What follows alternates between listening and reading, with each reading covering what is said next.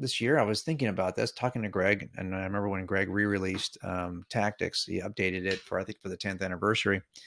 I thought, oh, it's a lot of work, right, to update a book. But boy, he did he took advantage of the opportunity and put a bunch of new content in that book. And I thought, well, I knew that I was about 3 years behind him on Cold Case Christianity. So we thought, well, should we update Cold Case Christianity for the 10th anniversary? And once I had jumped into that project, it was all consuming. And so, yes, we have the 10th anniversary edition coming out in September.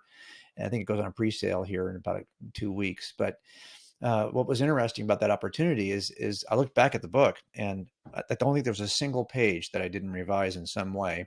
Entirely new sections in the book, a lot of new updated information, especially in the areas of archaeology. Stuff has changed in the last 10 years. That's a kind of a moving target. Also had a chance to re-illustrate it. And when I wrote it the first time, I was able to put 90 little icons and illustrations in the book, and I was happy to do that. But it was my first book. And I think the publisher was like, nobody that actually ever does that. Most authors are not illustrating their own books. And there was a limit. I thought I could push the envelope as far as I could push it with them. But now that it's been 10 years in circulation, I was able to re-illustrate it. And so we went from 90 illustrations and graphic elements to 390, 300 new images that we were able to insert in the book. I think it's much more visual. It reads very differently. It's been completely updated, and we have a new afterword in the book too. And in that afterword, and a new preface and a bunch of other new stuff. But I wanted to address some of the objections I've gotten in the 10 years since writing the book. And one of those is something that you may have heard as well. So I thought I'd take this second to talk about it. And it's just the nature of eyewitness accounts.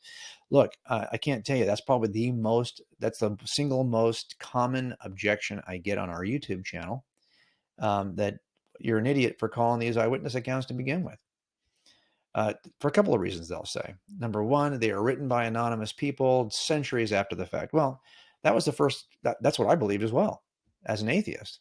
I mean, I'd heard that so many times.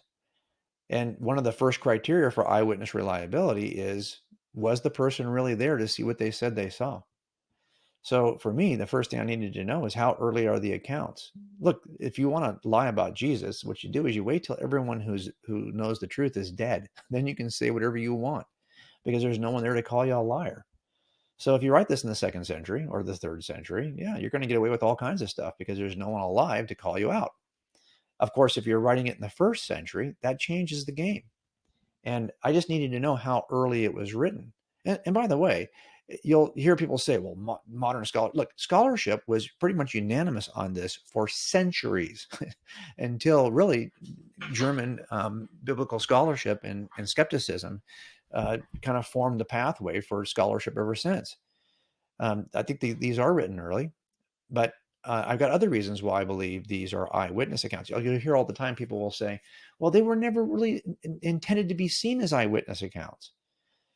This is even amongst scholars who are Christians. And so one of the objections I address in the book, and the new sections of the book, is, why do you think the Gospels are eyewitness accounts if scholars disagree? Well, first of all, scholars are welcome to disagree. And the idea that this is, this disagreement is relatively modern within the history of the church. So I just think it's important for us to understand that. And I've got several reasons why I think they are eyewitness accounts, and I've tested them as eyewitness accounts. That's what Cold Case Christianity is all about. And that's why I think that's an objection that I hear a lot, because that would defeat the entire premise of the book. And other books like Jesus and the Eyewitnesses by Richard Bauckham. Other people have written about the eyewitness nature of the Gospels. And so, of course, that you're going to have to defend those kinds of claims.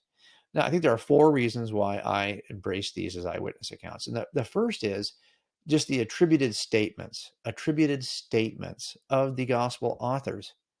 Look, it's pretty clear that the gospel authors saw these as accounts in which they are recalling data that occurs in a certain order at a certain time in history at certain locations on the planet. That means that it's not like, like the wisdom statements. It's not like the prophets. It's not like the letters. These are historical chronologies. These are historical accounts. And the only question is was the person who wrote it really there to see it? Now, what you'll see is in the scriptures themselves, there are attributions.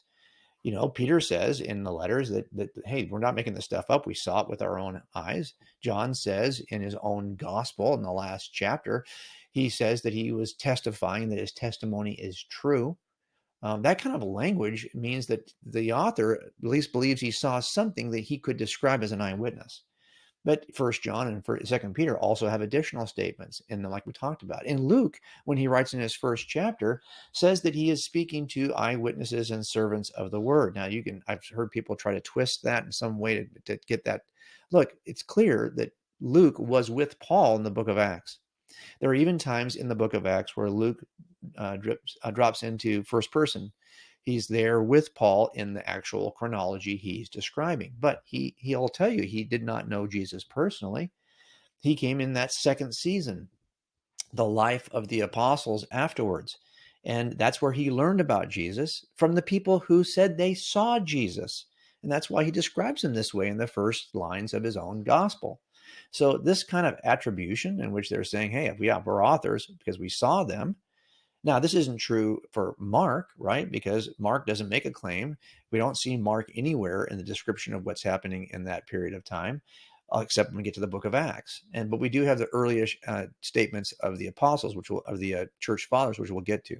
So the first thing I would say is that I tend to, based on attributed statements that I find in the scriptures, the most reasonable inference is that these people saw themselves as recording something and reporting something that they actually saw. Two is the apostolic strategy. I want you to think about this for a minute. When you read the book of Acts, what is the strategy that the apostles use when preaching the gospel or sharing the truth about Jesus? Put it that way, sharing the truth about Jesus, even from Peter at Pentecost all the way through. What do you see over and over and over? I was struck by the fact that they didn't preach the gospel the way that Billy Graham preaches the gospel or describe the gospel the way that Ray Comfort describes the gospel. Instead, they described themselves as eyewitnesses of the resurrection, that they had seen the resurrection. That, to me, is very consistent throughout the book of Acts. And that means that the apostles were at least identifying themselves as somebody who had seen this, and they could share this truth as an eyewitness, and eventually could author gospels as eyewitnesses. So it's not just the attributions, it's the apostolic strategy that you see in the first century, which to me is most reasonable if in fact they saw themselves as what they were, eyewitnesses. But we also have a third thing, and I try to alliterate these a little bit for you. AS, the attributed statements is the first, the apostolic strategy is the second, the ancient support is the third. And what you'll see is that the earliest writings of the church leaders, the ante-Nicene church leaders, those who were actually writing about the apostles, writing about the eyewitnesses prior to Christianity becoming the religion of the Roman Empire. And why I think that's important is because if you're going to suggest that maybe there's some corruption that occurs when this becomes the religion of the empire, fine. I'm only going to talk about, though, then those leaders in the church that were in the earliest centuries, the very earliest decades. And what you'll see is that in the earliest times, people describe these apostles as eyewitnesses. In fact, Papias even is the one who says that Mark's gospel is not even from Mark. Mark's not the witness to that stuff. He's writing this at the feet of Peter, who was the eyewitness. And Mark is with Peter in Rome, according to Papias, and that's why we attribute Mark's gospel as the account of Peter in the four gospels. So that's your third AS. The fourth is authoritative selection. And what I mean by that is that the highest criteria for selecting the gospel accounts we have was that they were written by eyewitnesses or by people who had access to the eyewitnesses. And one of the tests they realized even then, and although this is a criminal test we use in criminal trials that I describe in Cold Case Christianity, the idea that they have to be present, which means that the earlier accounts are the ones that are reliable. This has been, when the Gospels were codified and canonized, it was the earliest Gospels that even a skeptic like Bart Ehrman would say that the earliest accounts we have about Jesus are the four canonical Gospels. As a matter of fact, this authoritative selection based on when they were written as what kept some of the non-canonicals. This is one of the church fathers would see a new description of Jesus pop up from some group as a non-canonical gospel. And one of the first claims the church father would make is, this is written way too late. This is not written by an eyewitness. This is written late in history. You should not pay attention to it. Before they would even demean or try to argue for the nature of the author being corrupt, they would simply say it's not written early enough to have been an eyewitness account. And really, the eyewitness status of the gospel authors and the authors of the New Testament, even the letters, is one of the first criteria. This is why early books that were used by the church, like First Clement, are not in your scripture, because Clement was not an eyewitness. He was a student of Paul. And so, although his book is beautiful and First Clement is orthodox in its teaching, it's not in scripture because it's not written by an eyewitness. So that authoritative selection is the fourth piece in the pie. But so you have basically the authors saying that they are seeing something they're reporting, and identifying themselves as people who had seen and touched and spoken with the risen Christ. You have a strategy that you see then employed in the book of Acts, in which they're preaching the gospel by simply proclaiming the resurrection as eyewitnesses. You have ancient support of the earliest church leaders who described them as eyewitnesses. And finally, you have the authoritative selection in which those gospels were included because they were written by eyewitnesses. That, to me, is one of the reasons why I decided to examine the gospels as eyewitness accounts. And that's what started me on this entire journey. Now, I want to say a couple other things that I see pushing back on a little bit too, that I think are worth talking about. And one is this idea, well, yeah, but look, you would never accept hearsay evidence in a criminal trial. And at best, this would be hearsay evidence, a hearsay testimony. Here's what that means. In a criminal trial, everyone who's being accused of a crime has the right to cross-examine the witness who is making a claim against them. So if I don't have access to the witness, I cannot cross-examine them. And therefore, we don't allow that kind of testimony to come into a criminal trial. So if I called a witness, for example, who said, well, my cousin saw him do this. Well, where's your cousin? I can't question you and cross-examine you to find out maybe you're lying. You're not the cousin. I need to talk to your cousin. He might have all kinds of holes in his story that we can poke because he's lying maybe. But if I don't have access to him to ask those important questions, I can't determine any of that in front of a jury. Therefore, we don't allow you to testify about what your cousin said. Your cousin has to come and testify about that. And so we don't have access to the authors of these gospels or the people they were talking to. So when Luke is writing for the eyewitnesses or Mark is writing for Peter, this is all hearsay, right? Okay. Look, in criminal trials, our goal is to favor the defendant, because we don't want it to be easy to prosecute people on trumped up charges.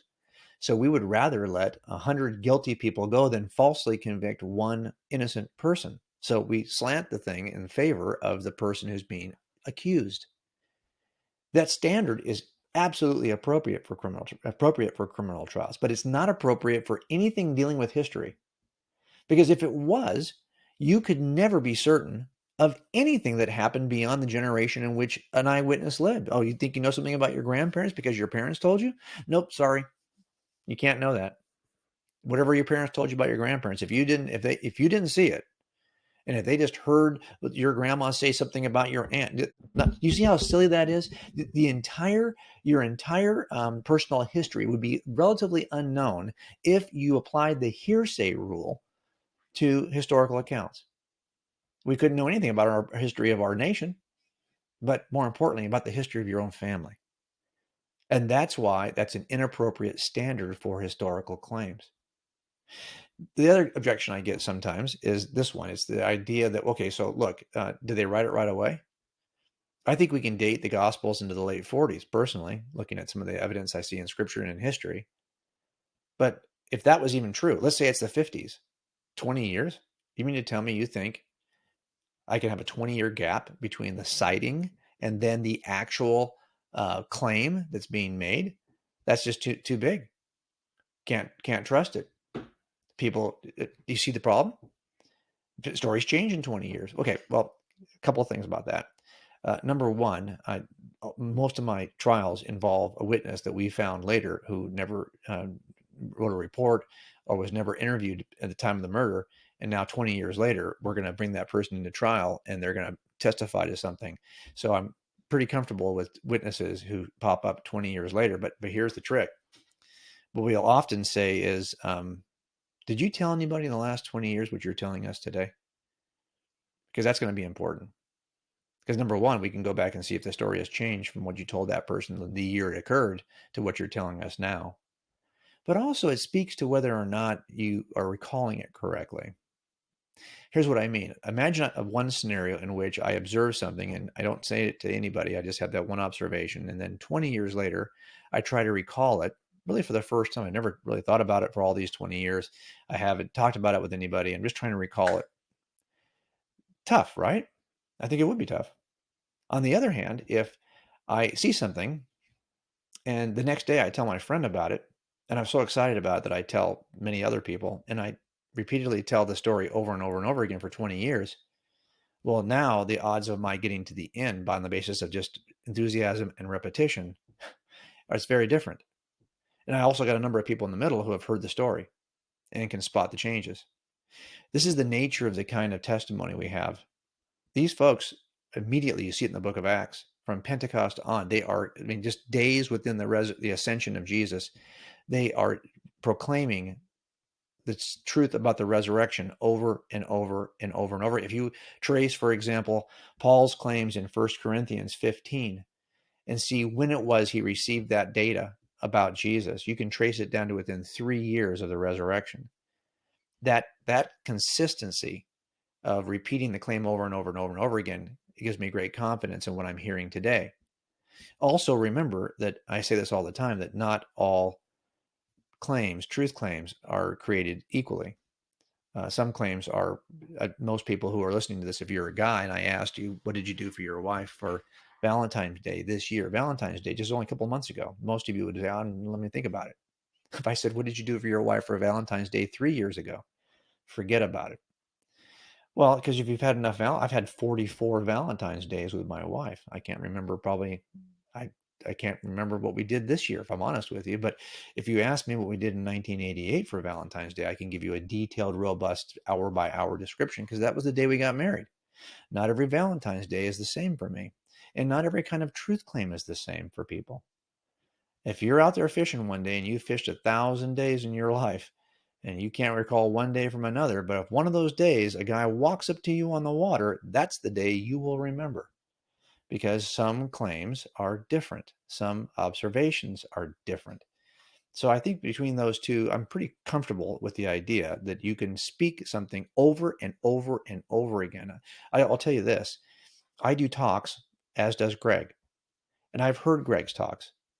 Okay, they're word for word identical. I've heard him do the same talk at CIA for 10 years. I hear it every year. It's exactly the same. I could do it for him. Not only is it the same, he inflects it the same way. He pauses. He starts and stops. If I had a wave file of his voice, this is true for all of us, by the way, Frank Turek, myself, all of our talks, if you compared the wave files from the talk year to year, you'd see they peak and pause at the same, it's clearly the same talk. Well, why? Because we've said it so many times. My daughter used to say, I could give your talk for you. I've heard it so many times.